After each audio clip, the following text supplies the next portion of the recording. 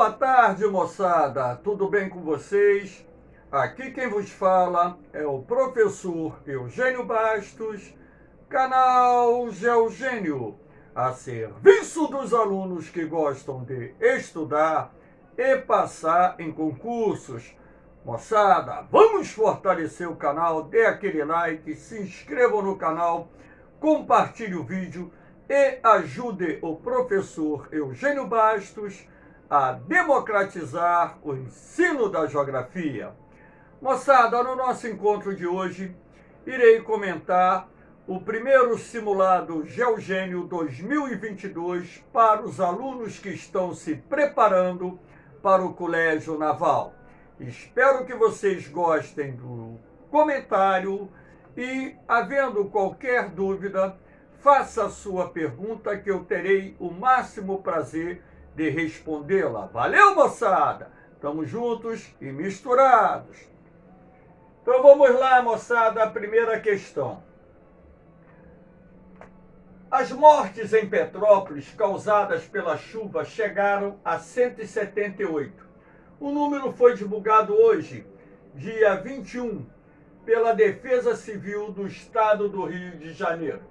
O Corpo de Bombeiros Militar do Rio de Janeiro começou a trabalhar direto no município na terça-feira, dia 15, quando a cidade da região serrana do Rio foi atingida por intenso temporal.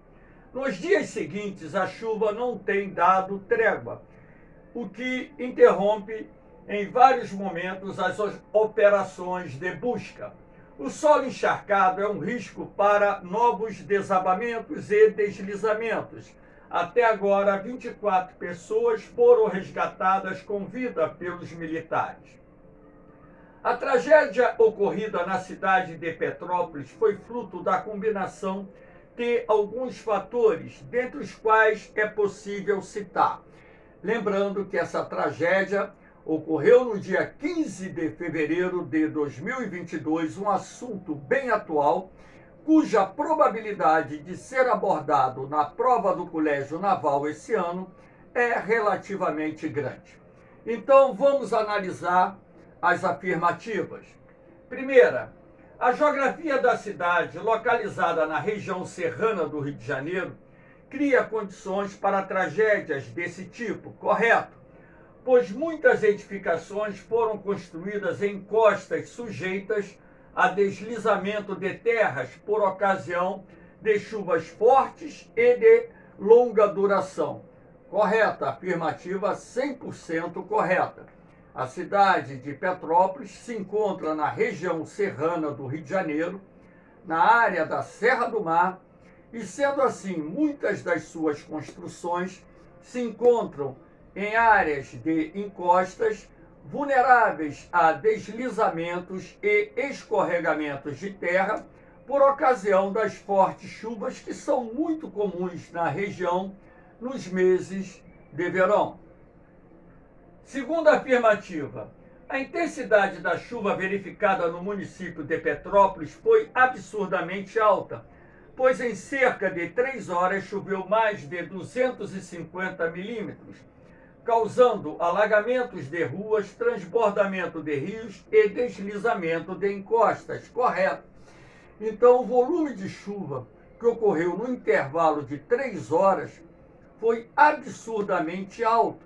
250 milímetros é um volume de chuva muito grande. Aliás, choveu em apenas 3 horas aquilo que era esperado para o mês inteiro de fevereiro, para que vocês tenham ideia da grande quantidade de chuvas que caiu na região serrana de Petrópolis.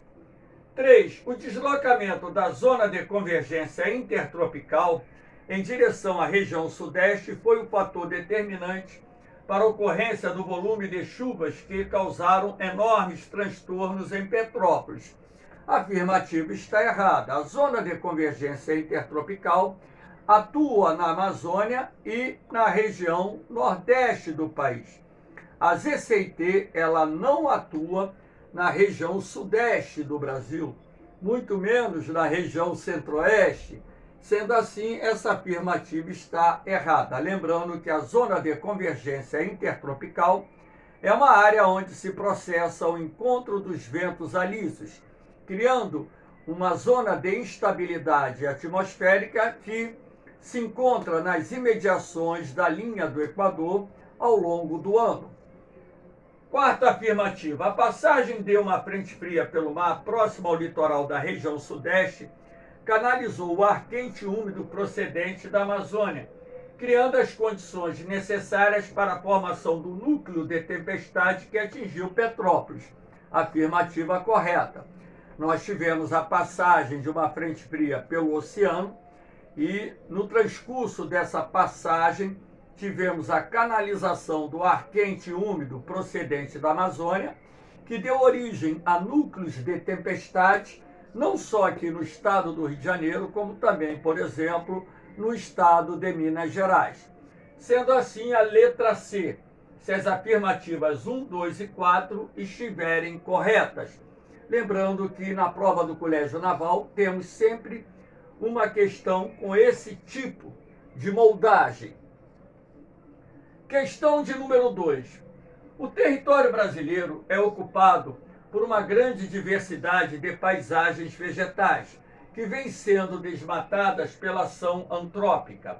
A destruição de valiosos biomas não só impacta toda uma complexa cadeia alimentar, assim como traz as mais diferentes consequências sociais e econômicas. A respeito do texto acima, assinale a alternativa que corrobora com o seu contexto. Letra A. Floresta amazônica vem perdendo milhares de quilômetros quadrados todos os anos. Correto.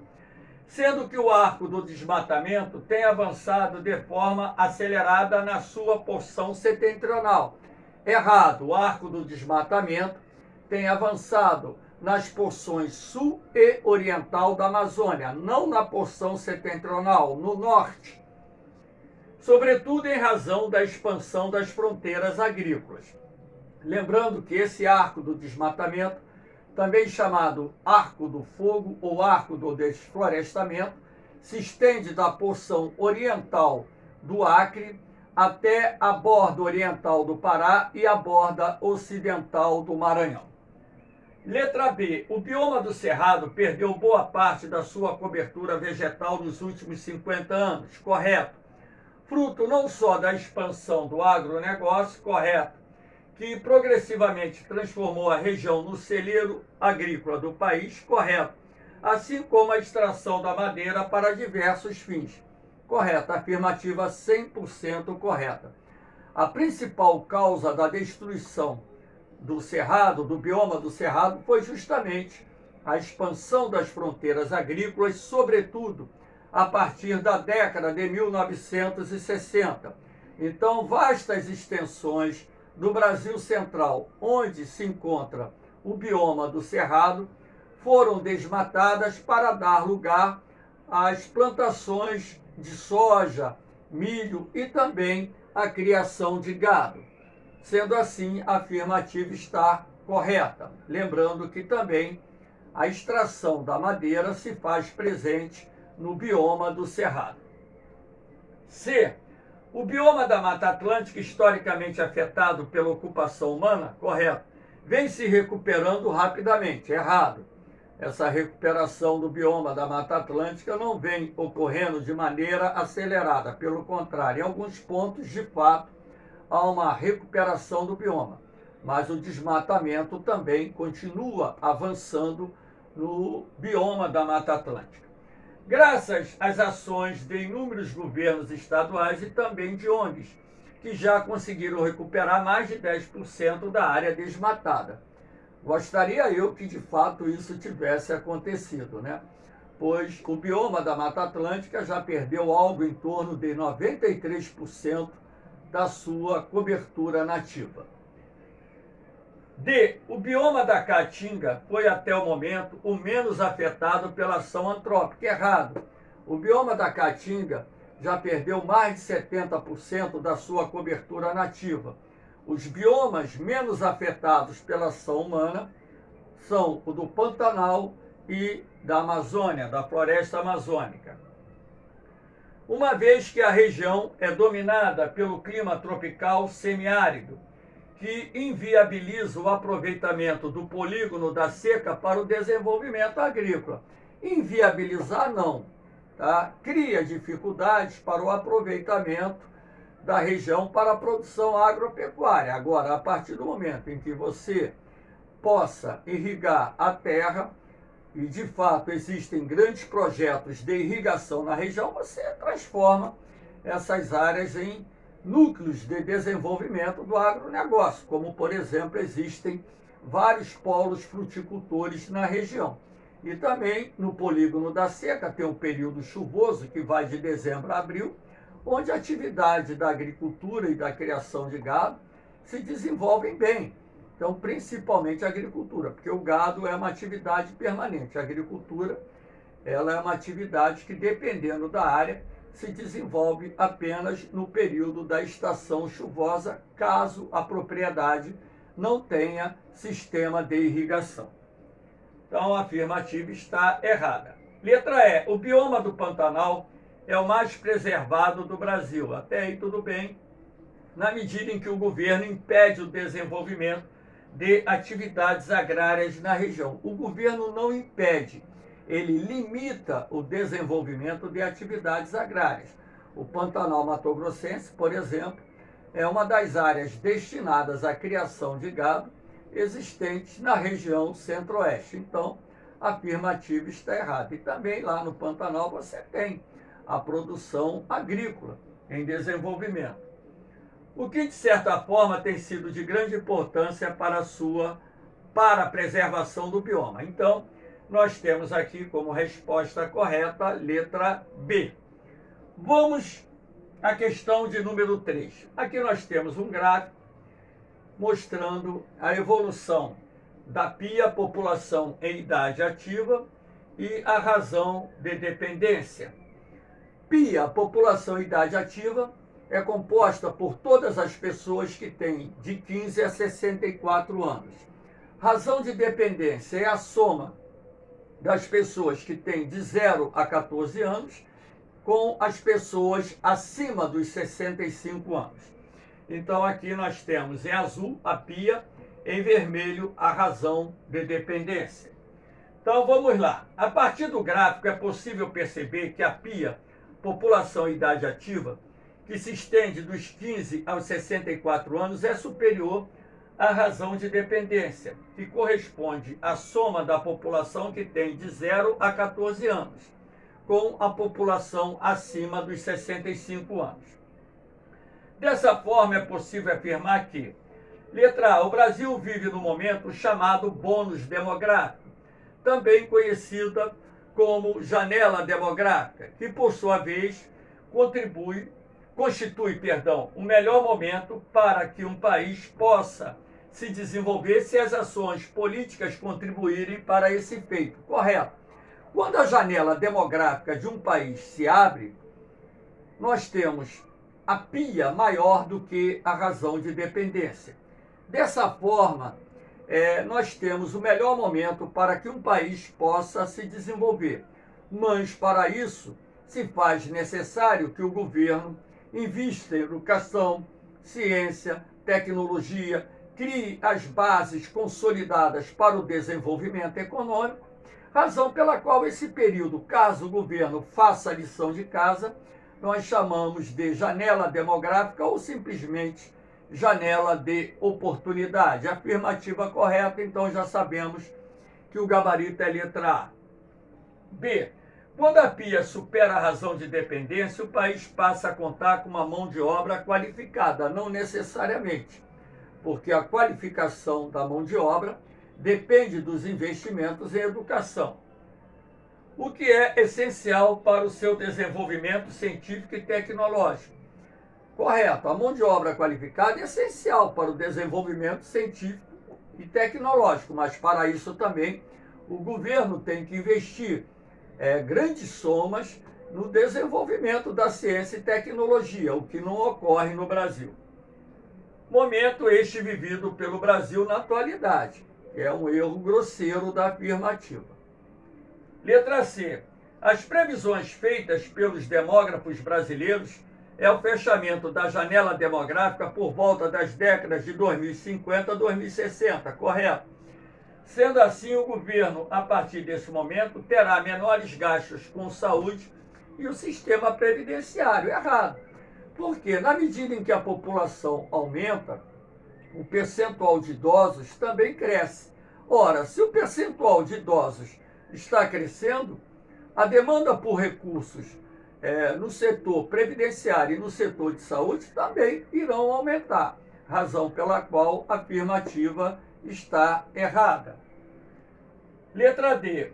O Brasil está finalizando a sua transição demográfica. Sendo assim, é bem provável que boa parte dos problemas socioeconômicos enfrentados pelo país caiam de forma significativa nas próximas décadas. Não necessariamente isso vai acontecer. Por quê? Para que haja uma redução dos problemas socioeconômicos, o nosso país tem que se desenvolver. Se desenvolver no plano econômico, se desenvolver no plano social, com políticas públicas, inclusive, distributivas, ou seja, que permitam melhorar as condições de vida da maior parte da população. Sendo assim, a afirmativa está errada. Letra E. O fechamento da janela de oportunidades garantirá ao país plenas condições para o seu desenvolvimento econômico e social.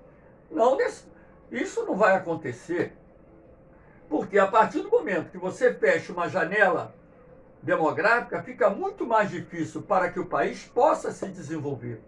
Porque o melhor momento para o desenvolvimento de uma nação é quando a PIA supera a razão de dependência. Então, se nós não conseguirmos alavancar esse desenvolvimento econômico no momento em que a janela demográfica está aberta, consequentemente, as dificuldades para induzir o país ao desenvolvimento econômico irão aumentar, razão pela qual a afirmativa está errada. Então, resposta certa, letra A. Vamos à quarta questão. A safra brasileira de grãos deve alcançar 258,9 milhões de toneladas em 2022 e ter colheita recorde. O volume é 2,3% maior que o colhido no ano passado e supera o recorde anterior, que é de 2020, quando foram produzidos mais no país 255,4 milhões de toneladas. Os dados são da estimativa de março, do levantamento sistemático da produção agrícola divulgada na quinta-feira, 17 de abril, pelo Instituto Brasileiro de Geografia e Estatística, IBGE. O Brasil transformou-se num dos maiores produtores mundiais de alimentos. A respeito do agronegócio brasileiro, é correto afirmar que, letra A, a agricultura familiar tem sido responsável por boa parte da produção de grãos destinados à exportação. Errado. A agricultura empresarial, o agronegócio que é responsável pela maior parte da produção agrícola destinada à exportação. A agricultura familiar, ela é responsável pela maior parte da produção dos alimentos básicos destinados à população brasileira. A incorporação de novas tecnologias agrárias tem contribuído de forma significativa para o aumento da produtividade no campo. Quanto a esse final da afirmativa está correto. Letra B. A região sul tradicionalmente tem sido a maior produtora de grãos do país. Está errado. Há alguns anos, a região centro-oeste transformou-se no grande celeiro agrícola do Brasil. A região sul é a segunda mais importante região produtora de grãos da atualidade. A expansão do agronegócio na região tem garantido a quebra de recordes na produção de soja, milho e trigo. Esses três grãos, de fato, são muito produzidos no sul do Brasil. C. A região de Matopiba é considerada a nova fronteira agrícola do país. A região de Matopiba é uma fronteira agrícola já consolidada há vários anos, tá bom? Ela é composta pelo Maranhão, Tocantins, Piauí e Bahia. Os programas de assentamento de famílias de trabalhadores rurais sem terra, associados à concessão de linhas de créditos para a agricultura familiar, foram de vital importância para o desenvolvimento do agronegócio na região. Não, a região de Mato Piba é ocupada por grandes propriedades rurais, onde, de fato, a linha de crédito tem sido um dos fatores responsáveis pela expansão do agronegócio naquela região. Mas, como eu disse, é uma região ocupada por grandes e médias propriedades que estão destinadas principalmente à criação de gado e à produção de grãos, voltados para o mercado internacional, não agricultura familiar, como diz na afirmativa. D. As bordas sul e oriental da Amazônia já possuem o agronegócio consolidado, correto. Sendo que a silvicultura, aliada à fruticultura irrigada, tem sido o carro-chefe do desenvolvimento do setor agrário na região citada. A silvicultura até existe na região, áreas de reflorestamento. A fruticultura irrigada, não. A atividade de plantio de frutas na região é muito pequena. O que se destaca ali é a produção de grãos, principalmente a soja e o milho, e a criação de gado. Sendo assim, a afirmativa está errada. Letra E. A expansão do agronegócio no território brasileiro não só consolidou a posição do Brasil como um dos maiores exportadores de grãos do mundo, assim como tem sido de suma importância para o desempenho da balança comercial brasileira. De fato, o setor do agronegócio tem resistido à crise econômica que se abate no país desde 2016. Então, é um setor que vem crescendo ano a ano e que, de certa forma, vem garantindo o ingresso de dólares em nosso país através de um grande volume de exportações para diferentes mercados do mundo. Sendo assim, resposta correta, letra E. Vamos à questão de número 5. Mais de 85% dos brasileiros residem atualmente nas cidades. Sendo assim, é possível afirmar que o processo de urbanização em curso no Brasil foi intensificado a partir da década de 1950, sendo considerado do tipo anômalo ou desintegrado. A respeito do processo de urbanização brasileira, é correto afirmar que: letra A, ocorreu de forma relativamente ordenada. Errado. Esse processo foi desordenado nas principais cidades da região sul, que por sua vez é considerado a segunda região mais urbanizada do Brasil. Errado. A segunda região mais urbanizada do Brasil é a região centro-oeste. Suas principais cidades cresceram dentro de um planejamento urbano considerado racional. A região sul, de fato, teve uma urbanização mais equilibrada, vamos dizer assim, mais equilibrada não. Um processo de urbanização em que as cidades cresceram dentro de um planejamento urbano mais racional. Mas o sul do Brasil possui a terceira maior taxa de urbanização, não a segunda maior. Então a afirmativa está errada. B. A urbanização brasileira foi fruto da ação combinada do êxodo rural e da industrialização do país. Correto. O processo intensificou-se a partir da Primeira Guerra Mundial. Errado. Contradizendo, inclusive, o comando da questão, que está aqui em cima, né? A introdução da questão, que afirma que esse processo cresceu a partir da década de 1950. Então, errado. Quando, então, a expansão da atividade industrial atraiu um grande número de brasileiros que viviam no campo. Isso ocorreu, sobretudo, na segunda metade do século XX e não na primeira metade do século XX. C. A elevada taxa de urbanização verificada na região Nordeste é fruto do seu acelerado desenvolvimento industrial. Dois erros na afirmativa. Primeiro, que a região Nordeste é a região geográfica do Brasil com menor taxa de urbanização. Segundo, que a região não registrou um acelerado desenvolvimento industrial. A expansão industrial ocorreu no Nordeste de uma forma bem lenta, como vem acontecendo até hoje. Fruto da criação da SUDENE, que é a Superintendência de Desenvolvimento do Nordeste, e dos incentivos fiscais concedidos às empresas multinacionais. D. O processo de urbanização em curso no Brasil é similar aos processos de outros países emergentes, correto? Pois é visível perceber a macrocefalia urbana, ou seja, o inchaço das cidades, fruto do crescimento das cidades sem um planejamento urbano adequado. Verdade. Nossas principais cidades cresceram desordenadamente, razão pela qual isso acabou gerando a macrocefalia urbana. Então, a resposta D está correta. Letra E. A urbanização da região norte do Brasil tem se processado muito lentamente, pois a mesma concentra até hoje a maior parte da sua população residindo no campo. Errado. Mais de 70% da população da região norte vive em áreas urbanas e vivendo das atividades extrativas e agrárias. Errado também, já que a maior parte da população vive nas cidades, a maior parte da população está ocupada nos setores terciário e secundário da economia.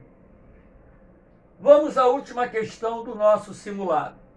O Brasil possui uma industrialização do tipo tardia, substitutiva, apoiada no capital internacional. A industrialização brasileira ocorreu de forma mais consistente a partir da década de 1940. Todavia, o país possui forte dependência do capital internacional e crises no setor secundário recorrentes, correto? A respeito da industrialização brasileira, assinale a afirmativa correta. Letra A. A Primeira Guerra Mundial deu origem à primeira fase de substituição das importações, correto? Porque o Brasil foi obrigado a produzir internamente aquilo que ele não conseguia comprar no mercado internacional porque estava em falta ou porque os produtos eram muito caros. Basta lembrar que as nações industrializadas da época se envolveram num conflito e, sendo assim, seus parques industriais passaram a produzir os chamados artigos de guerra. Sendo assim, o Brasil foi um dos países que participaram da segunda Revolução Industrial. Aí está errado, né? O Brasil não participou da segunda Revolução Industrial, que teve no comando, por exemplo, Japão, Alemanha, Estados Unidos e por aí vai. B. A Era Vargas deu uma grande contribuição para o desenvolvimento da indústria no Brasil, de fato. Não só pelos investimentos em infraestrutura de transportes e energia, assim como pela criação de várias empresas estatais, correto? Tais como a Companhia Siderúrgica Nacional, a Petrobras, a Embraer, a Embratel e o BNDES.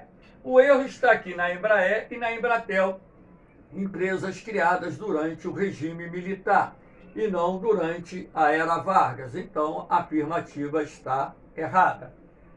Letra C. O plano de metas criado no governo JK foi de suma importância para o desenvolvimento industrial brasileiro, pois além de consolidar o tripé da industrialização do país, atraiu empresas multinacionais, destacando-se a indústria automobilística. Verdade.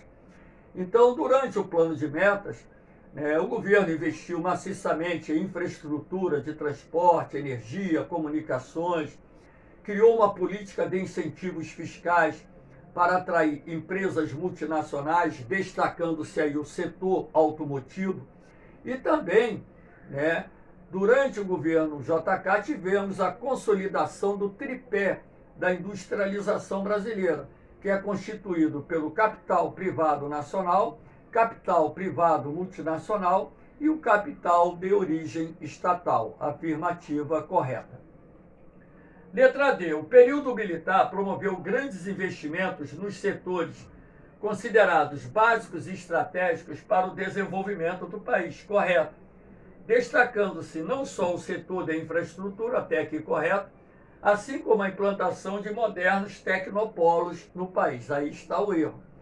Durante o governo militar não tivemos a criação de modernos tecnopolos no Brasil, até mesmo porque o Brasil ele não participou da terceira revolução industrial, que é a revolução tecnológica e científica. Apesar de termos alguns tecnopolos em nosso país, nossos tecnopolos são muito inferiores aos tecnopolos existentes nos países de maior desenvolvimento econômico.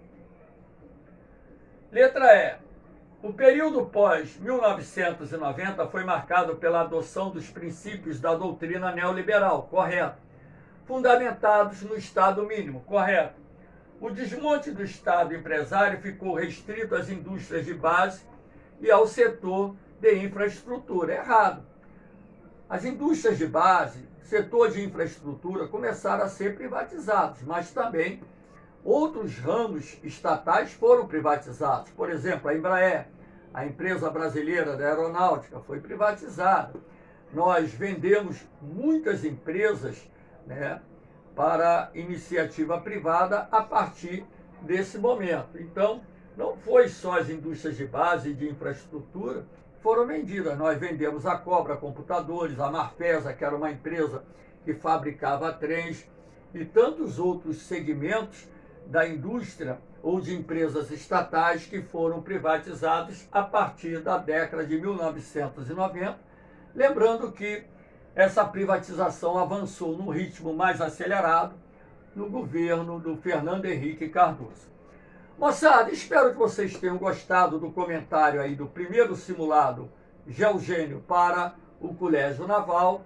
Mais uma vez estou deixando aqui meus grupos no Facebook, onde vocês têm acesso aos meus PDFs, meus materiais. É só acessar a parte de arquivos que vocês terão acesso a matérias atualizadas, bancos de questões, provas comentadas, enfim.